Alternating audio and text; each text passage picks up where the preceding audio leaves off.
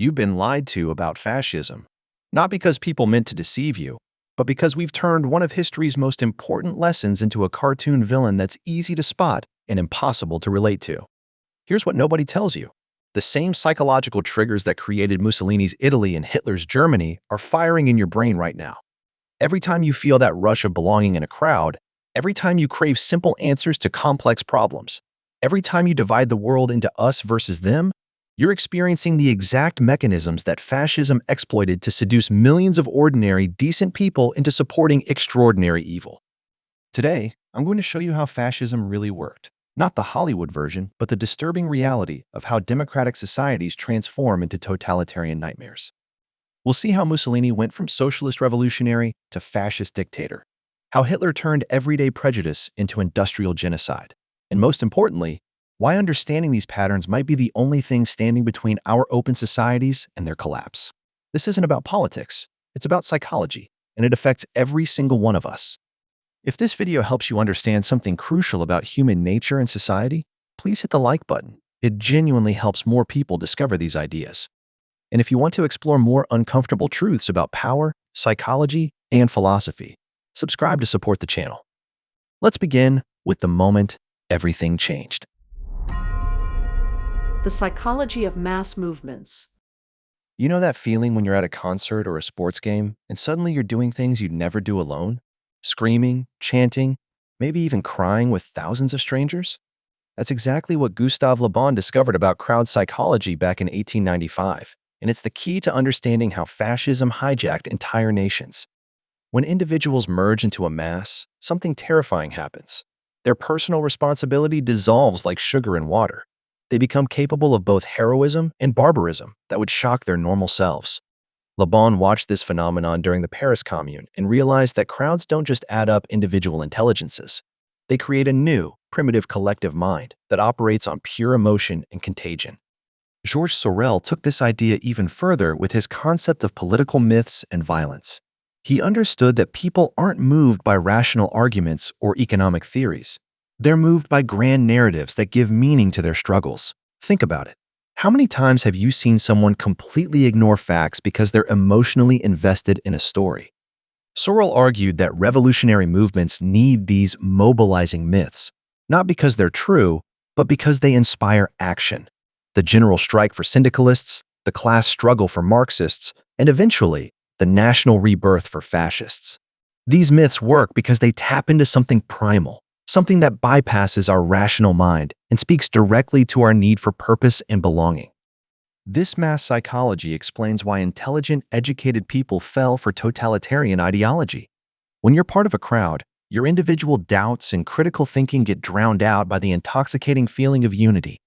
You're no longer responsible for your actions. The crowd is. You're no longer insignificant. You're part of something greater. The fascists understood this better than anyone. They didn't just organize political parties. They created spectacles, rituals, and symbols that transformed lonely individuals into a powerful collective. Every torch-lit rally, every synchronized salute, every chanted slogan was designed to dissolve the individual into the mass. The truly disturbing part? This psychological manipulation wasn't some accident or side effect. It was the core strategy. Both Mussolini and Hitler studied Le Bon's work extensively. They understood that modern democracy had created masses of isolated, anxious individuals desperate for meaning and community. These weren't just political movements. They were exercises in crowd manipulation on an industrial scale. And here's what should keep you up at night. The same psychological mechanisms that made fascism possible are still hardwired into our brains, waiting for the right conditions to activate again. The birth of a political religion. Imagine Italy in 1919, a country that won World War I but felt like it lost everything. 500,000 dead, an economy in ruins, and the humiliation of being treated like a beggar at the peace negotiations. Into this chaos stepped Benito Mussolini with something entirely new, not just another political party, but what Giovanni Gentile would later call a political religion. Fascism wasn't selling policies or economic programs. It was selling salvation. Mussolini understood that traditional religion was losing its grip on modern masses, but the human need for transcendence, sacrifice, and belonging remained. So he created a secular faith complete with its own martyrs, sacred texts, and promise of resurrection, not in heaven, but through the eternal life of the nation. Gentile, the philosopher who became fascism's intellectual architect, provided the theoretical framework that transformed Mussolini's street movement into a complete worldview. His concept of actual idealism rejected both liberal individualism and Marxist materialism. Instead, he proposed that reality itself is created through action and will, that thinking and doing are one. This wasn't just abstract philosophy, it was a blueprint for totalitarian control. If reality is created through collective action, then the state becomes the expression of the people's will, and opposing the state means opposing reality itself. Suddenly, political dissent wasn't just wrong, it was literally insane. The genius of Italian fascism was how it packaged authoritarian control as spiritual liberation. While communists promised material equality and liberals promised individual freedom, fascists promised something more intoxicating, meaning through merger with the collective. Your petty personal problems, your economic anxieties, your existential dread, all of it could be transcended by losing yourself in the national cause. Mussolini's autobiography reveals how consciously he crafted this message. He presented himself not as a politician, but as a prophet, not seeking power, but answering destiny's call. The black shirts, the Roman salutes, the elaborate ceremonies. These weren't just theatrical props, but religious rituals designed to create believers, not just supporters. This political religion succeeded because it filled a genuine void in modern life. The old certainties of tradition, family, and faith were crumbling under industrialization and war. Liberal democracy offered freedom, but no purpose. Socialism offered equality, but no glory. Fascism offered both purpose and glory through total identification with the nation. It transformed politics from a boring necessity into an exciting adventure, from voting into worship, from citizenship into a crusade. And once you understand fascism as a religion rather than just a political movement, you begin to see why rational arguments against it failed so spectacularly. From Socialist to Dictator. Here's something that might shock you. Benito Mussolini was once Italy's most prominent socialist, editor of the party's main newspaper, and a fierce advocate for workers' revolution. So how did this champion of the proletariat become fascism's founding father? The transformation wasn't sudden. It was a calculated evolution that reveals fascism's true nature. When World War I broke out, Mussolini faced a choice that would define history. The Socialist Party preached international worker solidarity and opposed the war. But Mussolini saw something his comrades missed. Nationalism was a far more powerful force than class consciousness. Workers weren't rallying to overthrow capitalism. They were marching enthusiastically to die for their countries. This revelation transformed everything Mussolini believed about revolution and power. He realized Marx had it backwards. Economic relations didn't determine consciousness. Myth and emotion did. Workers didn't want to seize the means of production. They wanted to belong to something glorious. So Mussolini took the revolutionary energy of socialism and redirected it from class war to national renewal. He kept the mass mobilization, the violence against enemies, the promise of a new order, but replaced international solidarity with ultranationalism. The enemy wasn't the bourgeoisie anymore. It was anyone who weakened the nation, whether foreign powers, ethnic minorities, or internal dissidents. The brilliance of Mussolini's pivot was how he synthesized left and right into something entirely new. From the left, he took the revolutionary spirit, the mass organization, the contempt for bourgeois democracy. From the right, he took nationalism, hierarchy, and the glorification of war. This wasn't just political opportunism, it was a recognition that traditional political categories had become obsolete. As A. James Gregor demonstrates, fascism emerged from the crisis of Marxism, not as its opposite, but as its mutation. When socialist revolution failed to materialize, when workers chose nation over class, revolutionary energy needed a new outlet. Fascism provided it. What made this transformation so seductive was how it resolved the contradictions tearing apart modern society. Capitalism created wealth, but destroyed community. Socialism promised community, but threatened property. Fascism promised both private property would remain, but subordinated to national interest through corporatism. Class conflict wouldn't be eliminated through revolution, but harmonized through state mediation. Individual freedom wouldn't be crushed, but redirected toward collective greatness. It was a third way that seemed to transcend the sterile debates between left and right. And for millions of Italians exhausted by political chaos and economic crisis, This synthesis felt like salvation. Hitler's twisted vision. While Mussolini was creating fascism as a political technology, Adolf Hitler was brewing something far more sinister in the beer halls of Munich. If Italian fascism was about national renewal, German National Socialism was about racial purification. Hitler didn't just adapt Mussolini's model, he radicalized it with an obsession that would lead to humanity's darkest chapter. In Mein Kampf, written in prison after his failed putsch, Hitler laid out a worldview where history itself was a racial struggle, where the Aryan race was locked in an existential battle with Jewish influence. This wasn't just prejudice or scapegoating. It was a complete cosmology where every political, economic, and social question ultimately came down to race. The terrifying efficiency of Hitler's vision was how it simplified everything. Economic problems, Jewish bankers, cultural decline, Jewish intellectuals, military defeat, Jewish betrayal. This conspiratorial thinking wasn't a bug in Nazi ideology, it was the central feature. As William Shirer documents in painstaking detail, Hitler's genius was transforming Germany's humiliation after World War I into a coherent narrative of racial struggle. The Treaty of Versailles wasn't just unfair, it was part of a Jewish plot to destroy the Aryan race. Democracy wasn't just inefficient, it was a Jewish trick to weaken racial unity. Even communism, Hitler argued, was ultimately a Jewish conspiracy to destroy national boundaries and racial identity. What made Nazi ideology particularly virulent was how it combined pseudo-scientific racism with religious fervor. Hitler presented himself not just as Germany's political leader, but as the prophet of racial destiny. The Third Reich wasn't just a government, it was the culmination of racial evolution. Thomas Childers shows how this racial religion penetrated every aspect of German life, from education to entertainment, from science to art. Children learned racial mathematics in school.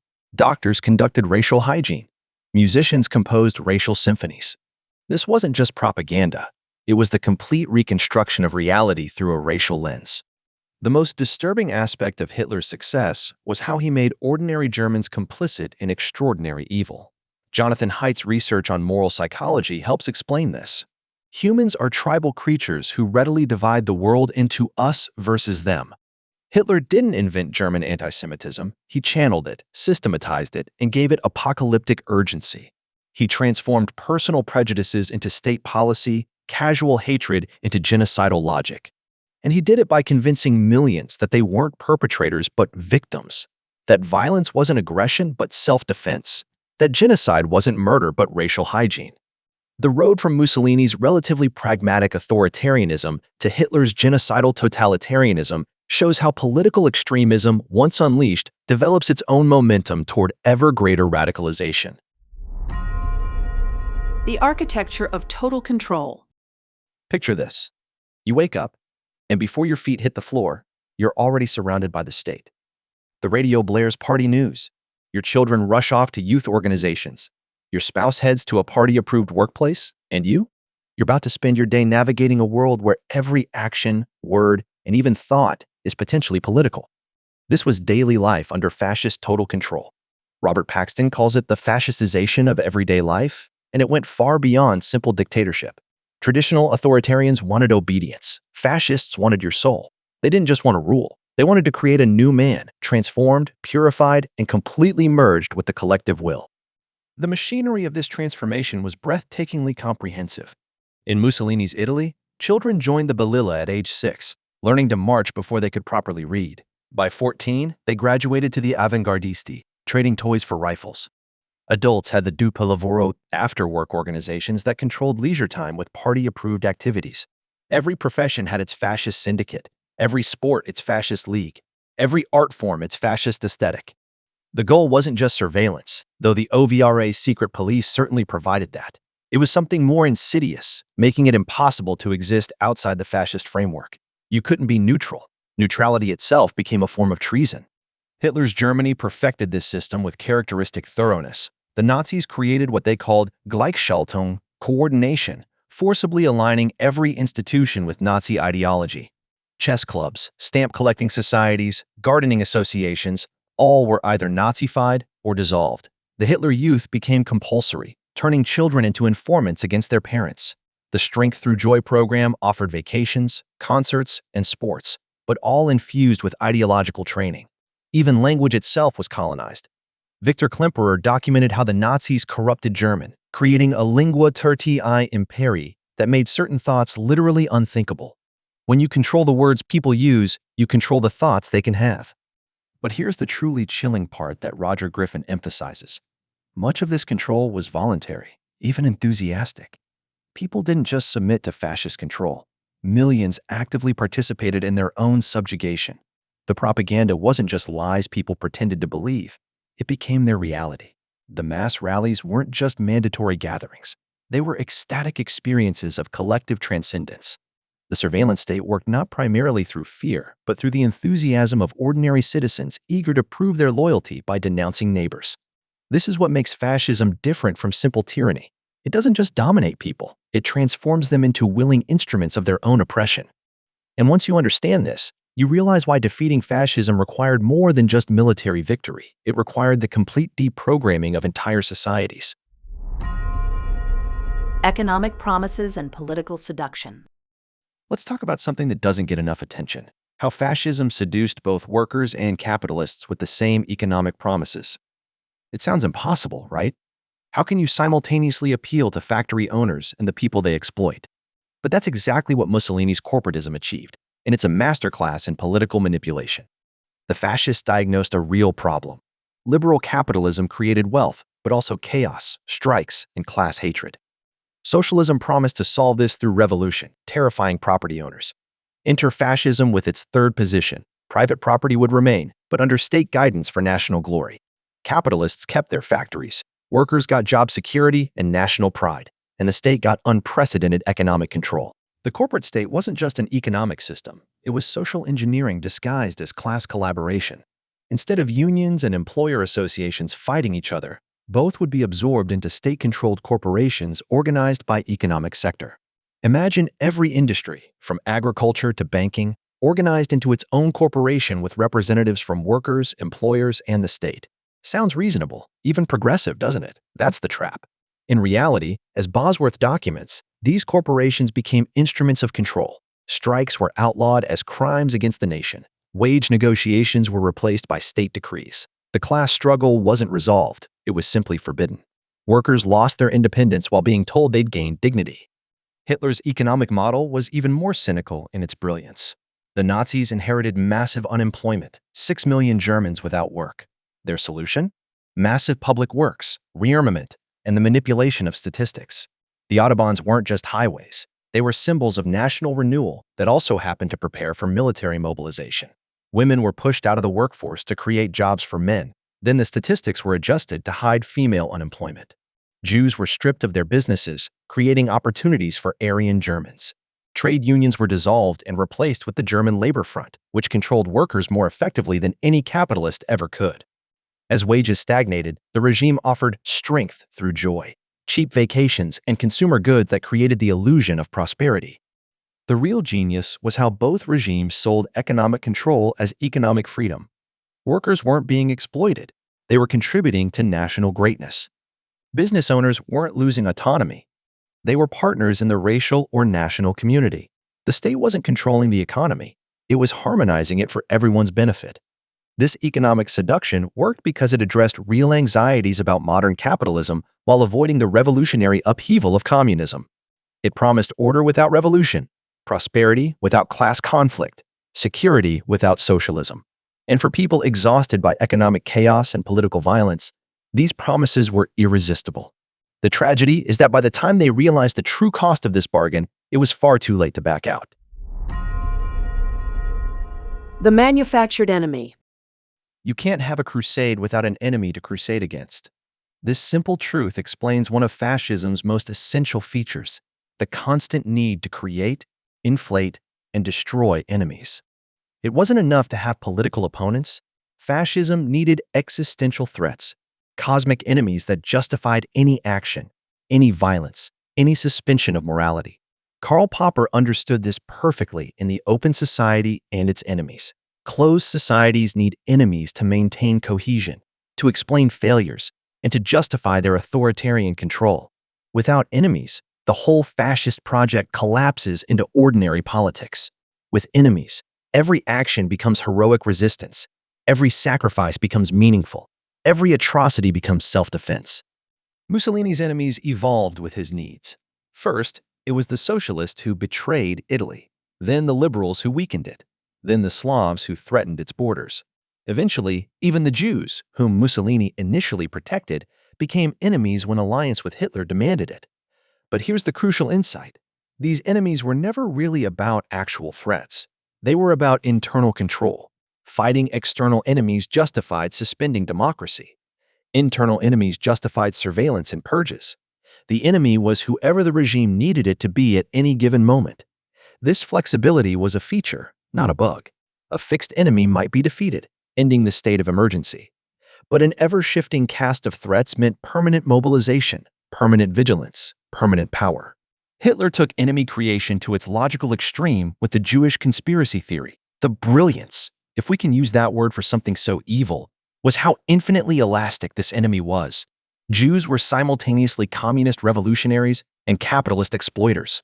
They were rootless cosmopolitans and tribal nationalists. They were physically weak and secretly all-powerful. This wasn't incoherence, it was strategic ambiguity. Whatever problem Germany faced, whatever fear Germans felt, it could be blamed on Jews. Lost your job? Jewish economics? Lost the war? Jewish betrayal? Feel insignificant? You're actually a racial warrior in an ancient struggle. This manufactured enemy didn't just explain problems. It gave ordinary people a sense of importance, of participation in a world historical drama. The manufactured enemy serves another crucial function that Hegel might have appreciated. It creates identity through negation. You know who you are by knowing who you're not. Fascist movements didn't really have coherent positive programs. They defined themselves by what they opposed. Without the Jew, what is the Aryan? Without the anti-fascist, what is the fascist? This is why fascist regimes constantly needed new enemies, new threats, new emergencies. Peace was death for fascism because peace meant no more enemies to define themselves against, no more emergencies to justify their power. The tragedy is how effectively this worked. Millions of ordinary people became complicit in persecution and genocide, not because they were inherently evil, but because they'd been convinced they were defending themselves against an existential threat that never actually existed. Why fascism still matters today.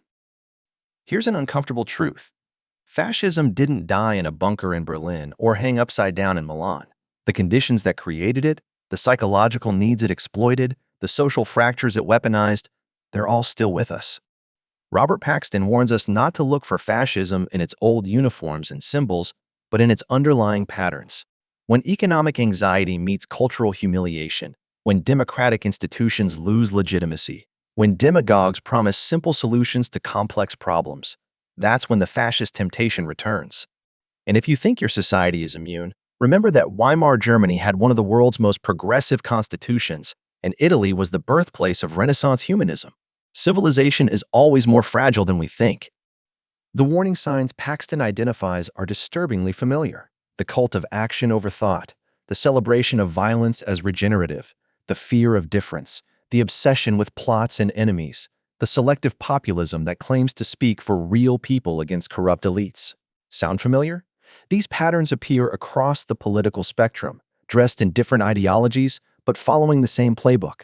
Modern technology makes it worse. Social media creates the same crowd psychology Le Bon described, but now the crowd never disperses.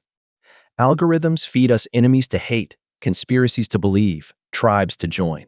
We're all potentially part of a digital mass, susceptible to the same psychological manipulation that created fascist movements, but now with global reach and instant speed. The antidote isn't just vigilance, it's understanding. When you recognize how fascism works, you become immune to its seduction. When you understand that the manufactured enemy is a distraction from real problems, you stop falling for scapegoating. When you see through the false promise of returning to an imaginary golden age, you can focus on building a better future.